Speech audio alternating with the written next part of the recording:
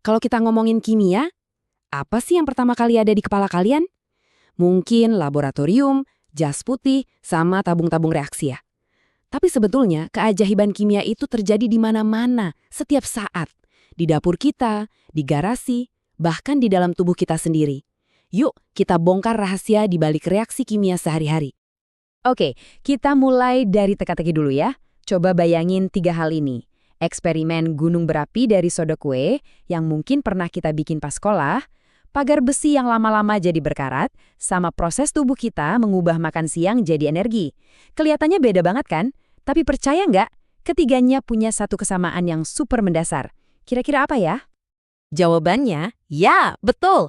Ketiganya adalah contoh sempurna dari reaksi kimia. Semuanya adalah proses transformasi yang mengubah satu zat jadi sesuatu yang benar-benar baru. Dan inilah inti dari semua yang akan kita bahas. Jadi, apa sih sebenarnya reaksi kimia itu? Gampangnya gini, reaksi kimia itu sebuah proses di mana zat-zat awal kita sebutnya pereaksi atau reaktan saling berinteraksi dan berubah jadi zat yang sama sekali baru yang kita sebut produk. Kata kuncinya di sini adalah baru. Sifat produknya itu beda total dari bahan awalnya. Nah, ini penting banget buat dibedain sama yang namanya perubahan fisika.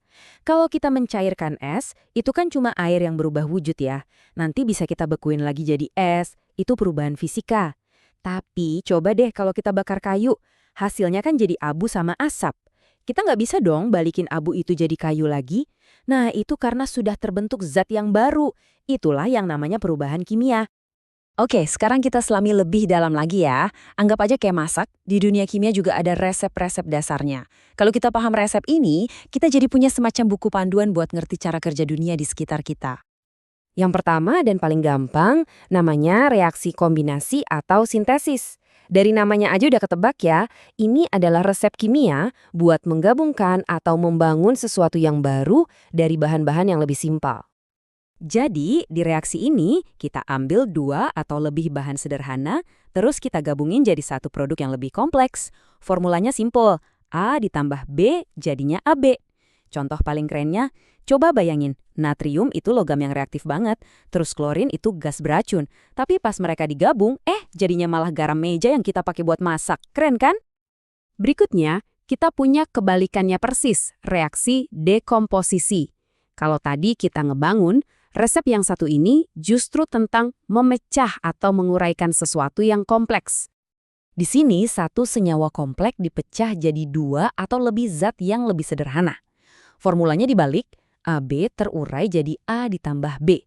Kita semua pernah lihat ini loh, setiap kali kita buka kaleng soda, suara ces yang kita dengar itu sebetulnya adalah asam karbonat yang lagi terurai jadi air dan gas karbon dioksida. Itulah reaksi dekomposisi yang bikin minuman kita jadi bersoda. Oke, sekarang kita bahas yang sedikit lebih panas dan berapi-api. Namanya reaksi pembakaran. Ini adalah reaksi yang pastinya udah akrab banget sama kita semua. Ciri khas reaksi pembakaran itu adalah reaksi yang cepat banget dengan oksigen dan hasilnya menghasilkan panas dan cahaya alias api. Setiap kali kita nyalain kompor gas di dapur, kita itu lagi memulai reaksi pembakaran. Gas propana dari tabung LPG bereaksi sama oksigen di udara, terus menghasilkan api yang kita pakai buat masak. Lanjut ke resep keempat. Yang ini agak mirip kayak lagi di pesta dansa, terus ada satu orang yang nyerobot dan ngambil alih pasangan orang lain. Makanya disebut reaksi penggantian tunggal. Dalam reaksi ini, ada satu unsur yang lebih reaktif, menendang unsur lain keluar dari sebuah senyawa. Formulanya gini, A ditambah BC, hasilnya jadi AC ditambah B. Kelihatan kan? Si A masuk, terus si B jadi sendirian. Contoh klasiknya, kalau kita masukin paku besi ke dalam larutan tembaga sulfat yang warnanya biru, si besi bakal menggantikan tembaga dan nanti kita bisa lihat ada lapisan tembaga nempel di paku itu. Dan resep dasar terakhir kita, yang kelima, adalah reaksi penggantian ganda. Kalau tadi cuma satu yang nyerobot, yang ini lebih kayak semua orang tukeran pasangan dansa di waktu yang bersamaan.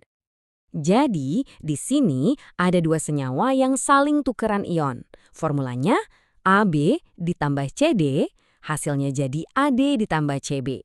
Intinya, si A sekarang pasangannya sama D dan si C pasangannya sama B.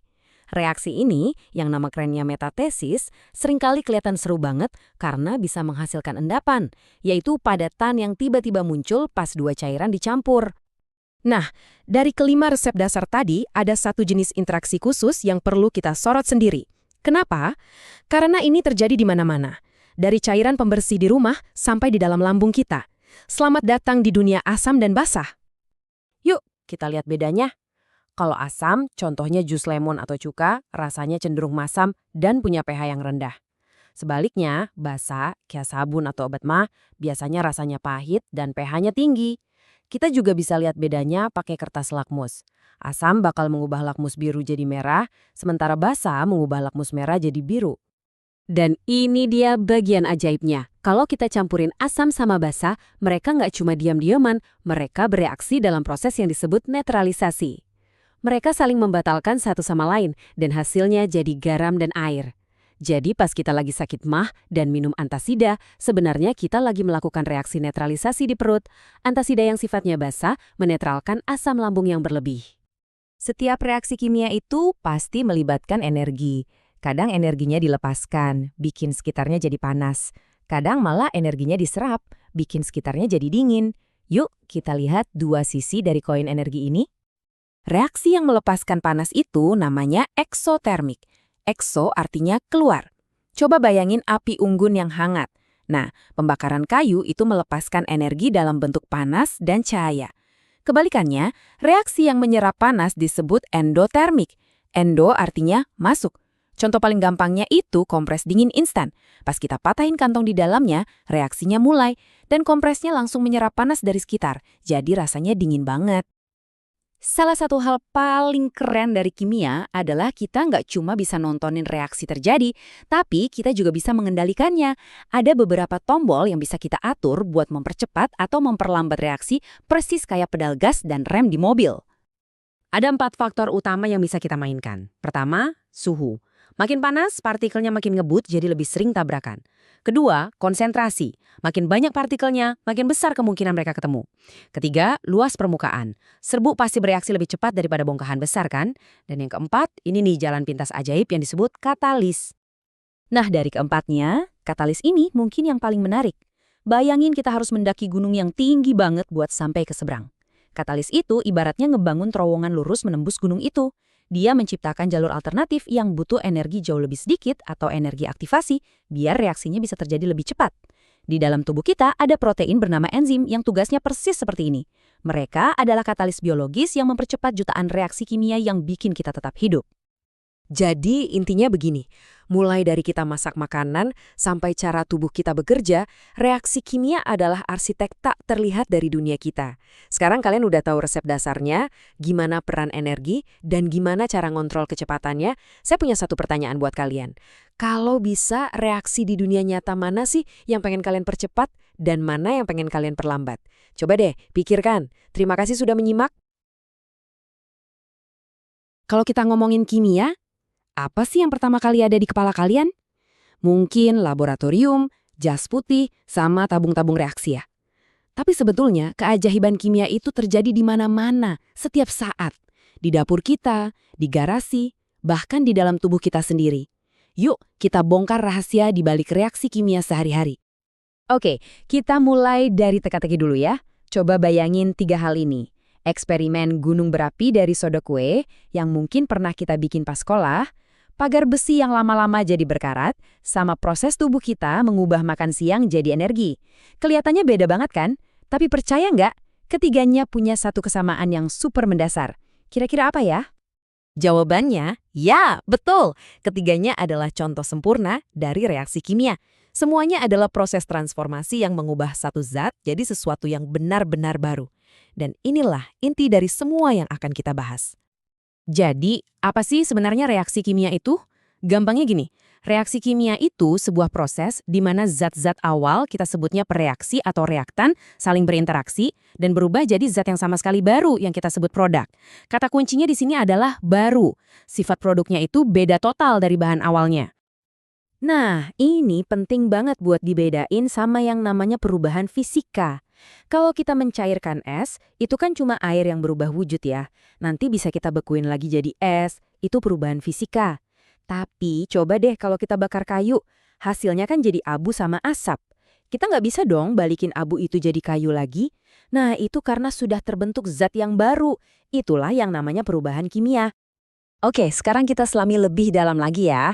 Anggap aja kayak masak, di dunia kimia juga ada resep-resep dasarnya. Kalau kita paham resep ini, kita jadi punya semacam buku panduan buat ngerti cara kerja dunia di sekitar kita. Yang pertama dan paling gampang, namanya reaksi kombinasi atau sintesis. Dari namanya aja udah ketebak ya, ini adalah resep kimia buat menggabungkan atau membangun sesuatu yang baru dari bahan-bahan yang lebih simpel. Jadi, di reaksi ini, kita ambil 2 atau lebih bahan sederhana, terus kita gabungin jadi satu produk yang lebih kompleks. Formulanya simpel, A ditambah B jadinya AB.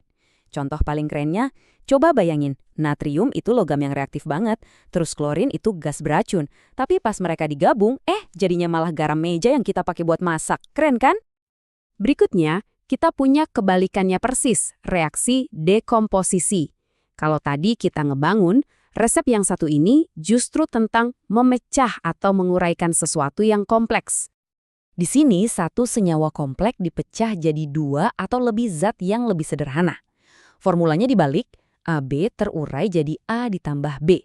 Kita semua pernah lihat ini loh, setiap kali kita buka kaleng soda, suara ces yang kita dengar itu sebetulnya adalah asam karbonat yang lagi terurai jadi air dan gas karbon dioksida.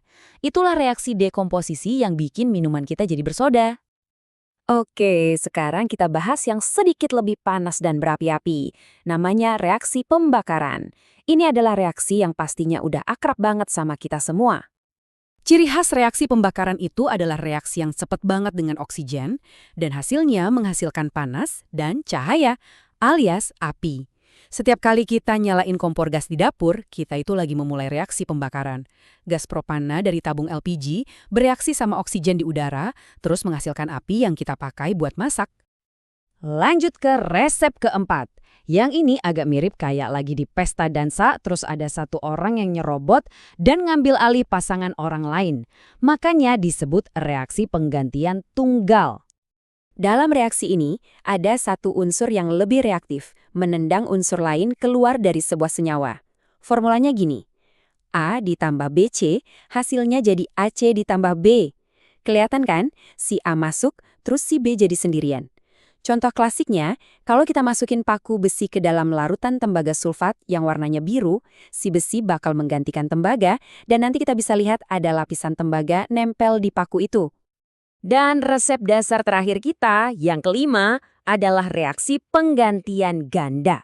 Kalau tadi cuma satu yang nyerobot, yang ini lebih kayak semua orang tukeran pasangan dansa di waktu yang bersamaan.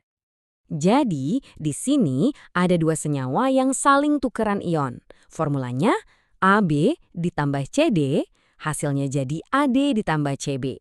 Intinya, si A sekarang pasangannya sama D, dan si C pasangannya sama B.